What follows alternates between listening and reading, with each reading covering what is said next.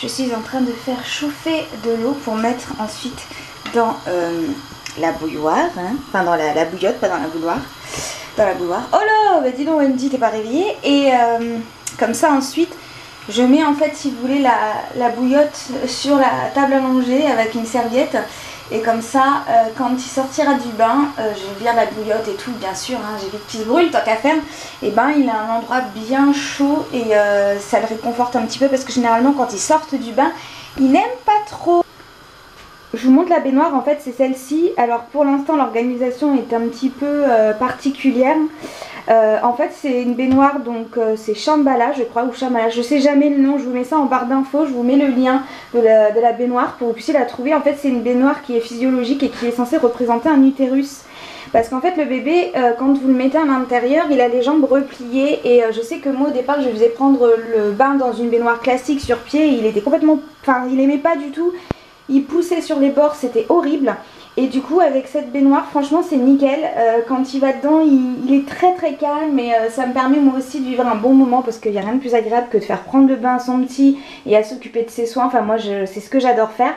Et en fait, cette baignoire, elle coûte 19 € je crois. Alors, il y en a peut-être des moins chers. Enfin, je vous mets le lien de celle que j'ai achetée, en tout cas moi. Et franchement, ça m'a un peu sauvé la vie. En plus, du coup, je la mets dans l'évier de la cuisine parce que ma salle de bain, elle est petite. Et c'est pas du tout pratique de le mettre dans le bac à douche parce que j'ai pas de baignoire. Donc dans le bac à douche, j'ai pas envie de marquer, d'arquer, de me péter le dos. Et en plus ici, du coup, le plan de travail, j'aime bien. Enfin, je sais pas, j'aime bien ici. En plus, il fait toujours super chaud ici, donc il est très très bien. Hello à tous, on se retrouve aujourd'hui pour une nouvelle journée. Nous sommes le jeudi 24 mai. Il est pas loin de midi, je viens juste de rentrer. J'ai un peu galéré parce que le livreur est arrivé au moment où je suis arrivée avec la poussette avec Elliot et en plus j'avais un colis dans la boîte aux lettres. Du coup j'avais un énorme carton dans l'ascenseur avec moi, j'ai un peu galéré mais bon, c'est pas très grave. En fait il s'agit d'une poussette qui m'a été envoyée gracieusement pour test que je vais vous montrer, que je vais découvrir avec vous puisque c'est une poussette que je connais pas.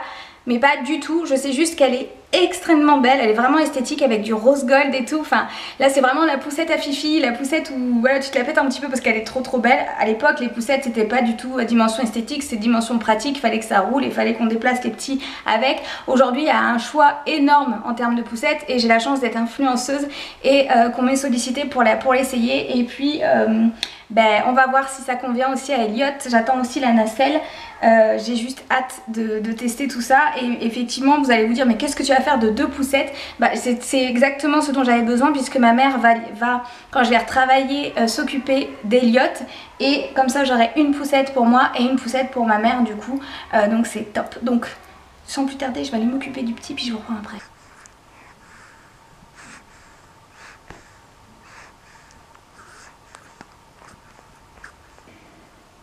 Alors donc ce midi ce sera bagel, c'est rare que j'en fasse mais en fait hier lorsque je faisais mon drive j'ai eu trop envie de manger ça. Et je n'étais pas sûre de manger ça ce midi mais mon envie de frais a persisté, envie d'avocat, de saumon, tout ça. Mais à mon avis c'est par rapport aussi à la lourdeur du temps. Donc salade, concombre, du persil, de l'avocat, donc du pain à bagel, le fromage frais de Madame Loïc, j'adore celui-là. Je sais pas pourquoi mais j'aime bien celui-ci. Et du saumon, voilà. Également valable pour chacun d'entre vous, quel que soit votre âge d'ailleurs, que vous soyez un homme ou une femme. Je ne vous parle pas de ces obligations qu'on a tous par rapport, on va dire, aux études ou par rapport au travail, les tenues vestimentaires, etc. Ça c'est une chose. Mais là je vous parle vraiment de ces interdits. Qu'est-ce qu'elle est belle la Laurette, hein. Je l'adore. Alors j'étais en train de regarder, enfin j'ai beaucoup de retard sur YouTube et en fait j'étais en train de regarder les dernières vidéos de Sana. Et en fait j'ai regardé un peu les nouveautés make-up etc. Et je me suis dit, en fait j'ai l'impression, enfin dites-moi ce que vous en pensez en commentaire. Ma meuf elle s'est pris pour une fille du sud. J'ai l'impression que depuis quelques temps, niveau make-up, niveau innovation, niveau couleur, niveau des palettes, j'ai l'impression qu'on tourne en rond de ouf. On retrouve toujours les mêmes couleurs, on retrouve toujours du nude, du pêche, du mat en rouge à lèvres. On se fait chier, clairement. Non, il n'y a que moi qui trouve que je m'ennuie. Moi, je m'ennuie niveau make-up. Franchement, je m'ennuie. Je trouve on est arrivé à un stade où on a l'impression qu'il n'y a pas d'innovation. On a l'impression qu'on a fait le tour. On retrouve toujours les mêmes couleurs. Les palettes, elles sont de plus en plus chères et on a toujours des couleurs qu'on a... toutes dans notre garde maquillage. Enfin, je sais pas, elle parlait de plusieurs palettes et à chaque fois que je la regardais, je me disais ouais, déjà vu. Et c'est vrai que je me mets à la place des marques. On est arrivé à un point de... il y a tellement de choix et on a tellement vu de choses et il y a eu tellement de nouvelles palettes en peu de temps parce que c'est vrai que YouTube a favorisé justement le développement de toute la cosméto et tout ça. Moi, en tant que consommatrice, en fait, je me suis un peu désintéressée des nouveautés et là, je les ai regardées, je me suis dit ouais, bof.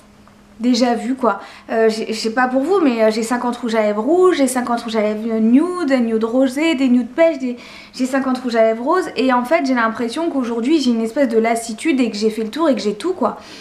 Dites-moi ce que vous en pensez d'ailleurs si ça vous intéresse. Le rouge à lèvres que je porte là, c'est un rouge à lèvres de chez Lidl que j'adore.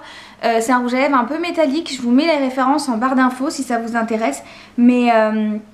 ouais, je sais pas, enfin c'est peut-être que mon opinion mais je m'ennuie un petit peu quoi. Il est 15h01, je vais partir d'ici une bonne demi-heure pour aller faire la prise de sang. Le vaccin de mon fils. Là je pense qu'on va se bouffer un orage de malade et tu vas voir que l'orage il va tomber au moment où je vais être dehors, c'est sûr. J'appréhende un petit peu, j'espère qu'il va pas avoir mal au petit père. Enfin bon voilà.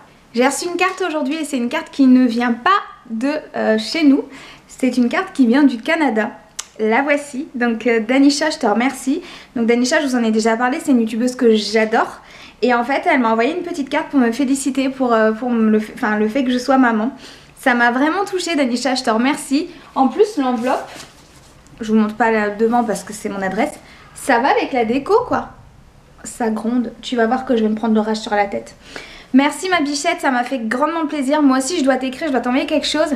Mais tu comprendras que ça va venir. Je suis en retard sur plein de trucs mais j'ai ton adresse, t'inquiète pas. Enfin t'inquiète pas, non tu t'inquiètes pas parce que toi t'es la force tranquille. Je pense que t'as autre chose à penser. Mais j'ai quelque chose aussi à t'envoyer, un petit courrier. Et... enfin bref, tu verras. Je te fais des gros bisous. Alors je reviens de la PMI où j'ai fait donc faire le vaccin BCG à Elliot. Faut savoir qu'il y a une pénurie de ce vaccin. Du coup, pour les bébés à risque, hein, c'est-à-dire les bébés qui ont certaines origines, je crois, ou des parents qui ont certaines professions, vous ne pourrez, en tout cas à Reims, c'est comme ça, ne le faire soit en CHU, mais il y a un délai extraordinaire, soit en PMI. C'était la première fois que j'allais en PMI, c'était un peu la découverte. Je m'attendais pas à un truc comme ça en fait, je sais pas, bêtement je pensais que ça allait être un cabinet médical, voilà, avec une consultation. Enfin là c'était vraiment un peu familial, c'est-à-dire que c'est par groupe, il y a des mamans qui arrivent par groupe. On commence par... être dans, enfin en l'occurrence à Reims là où j'étais, c'est une espèce de salle commune avec plein de jeux pour les petits, des tables allongées, etc., des chaises pour les parents. Et ensuite vous faites... vous voyez déjà l'étudiante, en l'occurrence péricultrice, qui pèse le petit, qui pose certaines questions, ce qu'il mange, etc. pour noter sur son carnet de santé. Ensuite, vous patientez un petit peu et c'est le médecin qui vous reçoit et le médecin qui ensuite fait l'injection. Alors, je voyais qu'ils prenaient énormément de précautions, ils ont mis de la musique et tout. Enfin, moi, j'avoue que j'avais cette appréhension, surtout de l'appréhension de quelque chose que je connaissais pas, mais j'étais pas stressée. Enfin, je savais en fait quelque part qu'il allait pas avoir hyper mal. J'avais pas ce grand stress qu'apparemment il y a des mamans qui sont vraiment extrêmement angoissées, qui ont peur, et des bébés qui hurlent. Il y a même parfois des bébés qui peuvent pas se faire vacciner le jour J parce que c'est trop compliqué, parce qu'ils bougent trop. Donc c'est un petit vaccin qu'il a fait sous-cutané au niveau du bras. Alors Elliot a un petit peu chougné parce que forcément... il a senti qu'on le tenait, qu'il allait se passer quelque chose, mais médecin super, il a eu sa petite piqûre, et puis là nous voilà revenus. Par contre il m'a foutu trop la honte parce qu'en fait Elliot c'est un bébé qui pète de ouf, et dans la salle où il y avait tout le monde, il y avait quasi pas de bruit, les bébés étaient relativement calmes et lui il arrêtait pas de péter, mais genre des pets de la mort quoi. Il arrêtait pas de péter, je me suis dit j'espère qu'ils vont pas croire que c'est moi qui ai un petit souci de transit. Et donc j'étais là, je commentais, je faisais oh tu pètes, pour faire comprendre que c'était pas moi. C'est con, mais en fait c'est les premières expériences de parents où tu te dis oh t'es hyper gêné. Et à un moment donné c'est pareil, après la consultation avec l'auxiliaire, enfin péricultrice, il s'est mis à il a des phases comme ça, des fois un peu d'énervement, à se tortiller. Je pense qu'il avait un petit peu mal au ventre parce qu'il pétait beaucoup en fait. Et à s'énerver, c'était le seul bébé qui pleurait. J'étais là, oh là là, c'est con, mais au début c'est pas évident que son bébé pleure devant les autres. On a l'impression d'être la mauvaise mère, de mal gérer le truc, c'est pas évident. Et puis bah après il a eu sa piqûre et ce qui m'a rassurée c'est qu'après quand moi je suis sortie il y avait un bébé, il hurlait la mort. Il hurlait parce qu'il avait peur ou j'en sais rien, peut-être faim parce que c'était quand même un peu long en tout, ça a duré 1 heure en fait. Et enfin c'est normal, il faut que ça se passe. Et en fait je me suis dit ça va, il n'y a pas que le mien qui pleure parce que c'est con mais en fait là il y avait quand même beaucoup de mamans donc c'est un contexte où c'est dans un contexte pour les bébés. Mais j'imagine... pour l'instant, je suis pas encore allée genre en supermarché ou des trucs comme ça où mon bébé il se met à pleurer, à être relou entre guillemets, à hurler dans des moments où qui me cassent un petit peu les pieds parce que bah t'as pas envie de te faire remarquer tout ça. J'ai pas encore vécu ça et c'est vrai que j'appréhende parce que j'ai peur de, je sais que ça existe, de ce regard un peu genre bah tu le fais taire ton gosse, tu vois. Et pourquoi j'appréhende ça? Tout simplement parce que je faisais partie de ces connasses là en fait qui quand je sais pas, j'étais dans un magasin et qu'il y a un enfant qui hurlait, qui courait partout, qui hurlait, j'avais tendance à regarder les parents d'un air de dire bah fais quelque chose en fait parce que c'est hyper relou. Et j'étais une vraie conne parce que les parents des fois bah ils peuvent pas gérer, c'est un être humain, il a ses émotions, il bouge comme il veut et autant t'as des parents effectivement le gamin il fout tout partout, ils en ont rien à faire, autant t'as des parents bah ton gamin il gueule, t'es en train de le faire des câlins, tu donnes la tutu, tu le mets dans tous les sens, il pleure tout le temps, qu'est-ce que tu veux faire? Tu vas pas lui mettre un chiffon devant la bouche quoi. Donc ouais je faisais partie de ces nanas et je pense qu'il y a beaucoup de femmes qui n'ont pas d'enfants qui font ça, à être très vite agacées par les pleurs des autres bébés et c'est vrai que je me suis aperçue aussi qu'on est vite agacé par les pleurs des autres bébés mais quand c'est le sien c'est moins, je sais pas, c'est trop bizarre. Enfin bref, moi je vais arrêter ce filmage aujourd'hui, il est 17h30. Je vais enfin pouvoir me poser, la journée était un peu speed, je sais même plus ce que j'ai filmé, enfin vous n'êtes pas forcément rendu compte de tout mais en fait j'ai pas arrêté donc voilà. Je vous dis à la prochaine vidéo, bye bye.